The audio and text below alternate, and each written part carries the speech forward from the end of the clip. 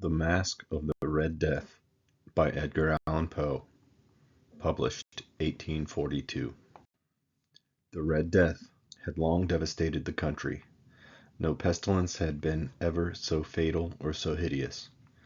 Blood was its avatar and its seal, the redness and the horror of blood. There were sharp pains and sudden dizziness, and then profuse bleeding at the pores, with dissolution. The scarlet stains upon the body, and especially upon the face of the victim, were the pest ban which shut him out from the aid and from the sympathy of his fellow men. And the whole seizure, progress, and termination of the disease were the incidents of half an hour. But the Prince Prospero was happy and dauntless and sagacious. When his dominions were half depopulated, he summoned to his presence 1,000 hale and light-hearted friends from among the knights and dames of his court, and with these retired to the deep seclusion of one of his castellated abbeys. This was an extensive and magnificent structure, the creation of the prince's own eccentric yet august taste. A strong and lofty wall girdled it in. This wall had gates of iron. The courtiers, having entered, brought furnaces and massy hammers and welded the bolts. They resolved to leave means neither of ingress or egress to the sudden impulses of despair from without or of frenzy from within. The abbey was amply provisioned. With such precautions, the courtiers might bid defiance to contagion.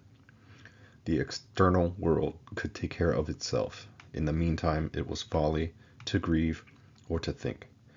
The prince had provided all the appliances of pleasure. There were buffoons, there were improvisatori, there were ballet dancers, there were musicians, there were cards, there was beauty, there was wine. All these and security were within. Without was the Red Death. It was towards the close of the 5th or 6th month of his seclusion, and while the pestilence raged most furiously abroad, that the Prince Prospero entertained his 1,000 friends at a masked ball of the most unusual magnificence. It was a voluptuous scene, that masquerade. But first let me tell of the rooms in which it was held. There were 7. An imperial suite. In many palaces, however, such suites form a long and straight vista, while the folding doors slide back nearly to the walls on either hand, so that the view of the whole extent is scarcely impeded. Here the case was very different, as might have been expected from the Duke's love of the bizarre. The apartments were so irregularly disposed that the vision embraced but little more than one at a time. There was a sharp turn at every 20 or 30 yards, and at each turn a novel effect. To the right and left, in the middle of each wall, a tall and narrow Gothic window looked out upon a closed corridor which pursued the windings of the suite. These windows were of stained glass, whose color varied in accordance with the prevailing hue of the decorations of the chamber into which it opened. That at the eastern extremity was hung, for example, in blue, and vividly blue were its windows. The second chamber was purple in its ornaments and tapestries, and here the panes were purple. The third was green throughout, and so were the casements. The fourth was furnished and litten with orange, the fifth with white, the sixth with violet. The 7th apartment was closely shrouded in black velvet tapestries that hung all over the ceiling and down the walls, falling in heavy folds upon the carpet of the same material and hue.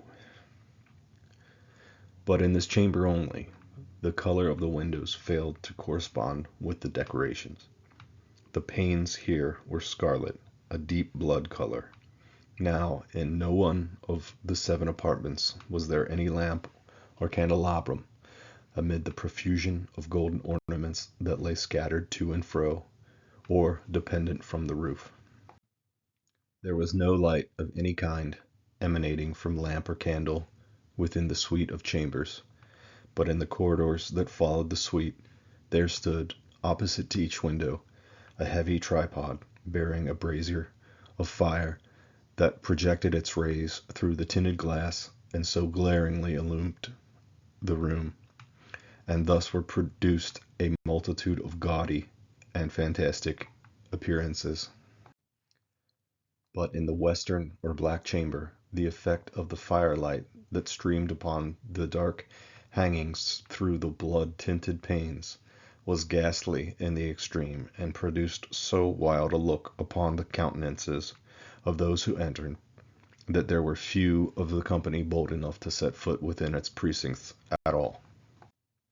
It was in this apartment also that there stood against the western wall a gigantic clock of ebony.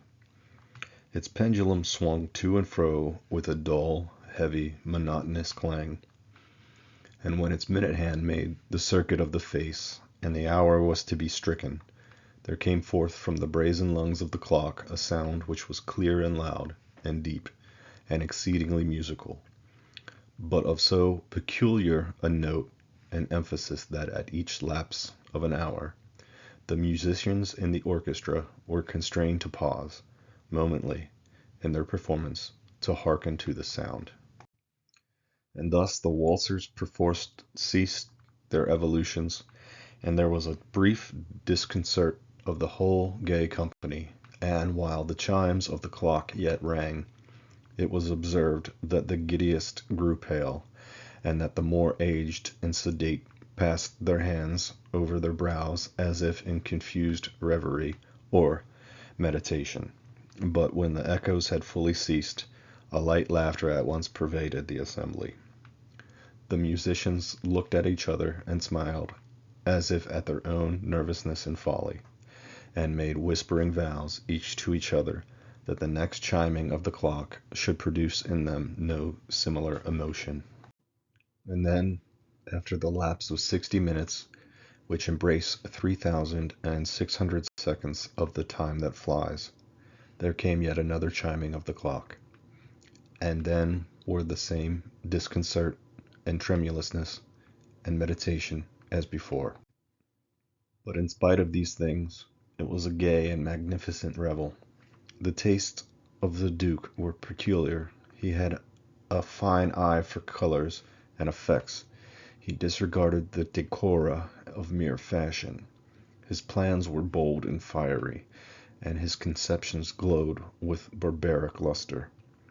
There are some who would have thought him mad. His followers felt that he was not. It was necessary to hear and see and touch him to be sure that he was not. He had directed, in great part, the movable embellishments of the 7 chambers upon occasion of this great fête, and it was his own guiding taste which had given character to the costumes of the masqueraders. Be sure they were grotesque. There were much glare and glitter and piquancy and phantasm, much of what has been since seen in Hernani. There were arabesques, figures with unsuited limbs and appointments. There were delirious fancies such as the madman fashions. There was much of the beautiful, much of the wanton, much of the bizarre, something of the terrible, and not a little of that which might have excited disgust. To and fro in the 7 chambers there stalked, in fact, a multitude of dreams. And these, the dreams, writhed in and about, taking hue from the rooms, and causing the wild music of the orchestra to seem as the echo of their steps. And anon there strikes the ebony clock, which stands in the hall of the velvet, and then momently all is still and all is silent, save the voice of the clock. The dreams are stiff frozen as they stand, but the echoes of the chime die away. They have endured but an instant, and a light, half-subdued laughter floats after them as they depart. And now again the music swells, and the dreams live and writhe to and fro more merrily than ever, taking hue from the many-tinted windows through which streams the rays from the tripods. But to the chamber which lies most westwardly of the seven there are now none of the maskers who venture, for the night is waning away, and there flows a ruddier light through the blood-colored panes, and the blackness of the sable drapery appalls. And to him whose foot falls upon the sable carpet there comes from the near clock of ebony a muffled peal more solemnly emphatic than any which reaches their ears who indulge in the more remote gaieties of the other apartments. But these other apartments were densely crowded, and in them beat feverishly the heart of life, and the revel went whirlingly on until at length was sounded the 12th hour upon the clock. And then the music ceased, as I have told, and the evolutions of the waltzers were quieted, and there was an uneasy cessation of all things as before. But now there were 12 strokes to be sounded by the bell of the clock, and thus it happened, perhaps, that more of thought crept, with more of time, into the meditations of the thoughtful among those who revelled. And thus again it happened, perhaps, that before the last echoes of the last chime had utterly sunk into silence, there were many individuals in the crowd who had found leisure to become aware of the presence of a masked figure which had arrested the attention of no single individual before. And the rumor of this new presence having spread itself whisperingly around, there arose at length from the whole company a buzz, or murmur, expressive at first of disapprobation and surprise, then finally of terror, of horror, and of disgust. In an assembly of phantasms such as I have painted, it may well be supposed that no ordinary appearance could have excited such sensation. In truth, the masquerade license of the night was nearly unlimited, but the figure in question had out-Heroded Herod, and gone beyond the bounds of even the prince's indefinite decorum. There are chords in the hearts of most reckless which cannot be touched without emotion, even with the utterly lost, to whom life and death are equally jests. There are matters of which no jest can be properly made. The whole company, indeed, seemed now deeply to feel that in the costume and bearing of the stranger neither wit nor propriety existed. The figure was tall and gaunt, and shrouded from head to foot in the habiliments of the grave. The mask which concealed the visage was made so nearly to resemble the countenance of a stiffened corpse that the closest scrutiny must have been difficulty in detecting the cheat, and yet all this might have been endured, if not approved, by the mad revellers around. But the mummer had gone so far as to assume the type of the Red Death. His vesture was dabbled in blood, and his broad brow, with all the features of the face, was besprinkled with the scarlet horror. When the eyes of Prince Prospero fell upon this spectral image, which with a slow and solemn movement, as if more fully to sustain its rôle, stalked to and fro among the waltzers, he had seemed to be convulsed, in the first moment, with the strong shudder either of terror or distaste, but in the next his brow reddened with rage. "Who dares," he demanded hoarsely of the group that stood around him, "who dares thus to make mockery of our woes? Uncase the varlet, that we may know him whom we have to hang tomorrow at sunrise from the battlements. Will no one stir at my bidding? Stop him and strip him, I say, of those reddened vestures of sacrilege. It was in the eastern or blue chamber in which stood the Prince Prospero as he uttered these words. They rang throughout the 7 rooms loudly and clearly, for the prince was a bold and robust man, and the music had become hushed at the waving of his hand. It was in the blue room where stood the prince, with a group of pale courtiers by his side. At first, as he spoke, there was a slight rushing movement of this group in the direction of the intruder, who at the moment was also near at hand, and now, with deliberate and stately step, made closer approach to the speaker, but from a certain nameless awe with which the mad assumptions of the mummer had inspired the whole party, there were found none who put forth hand to seize him, so that unimpeded he passed within a yard of the prince's person.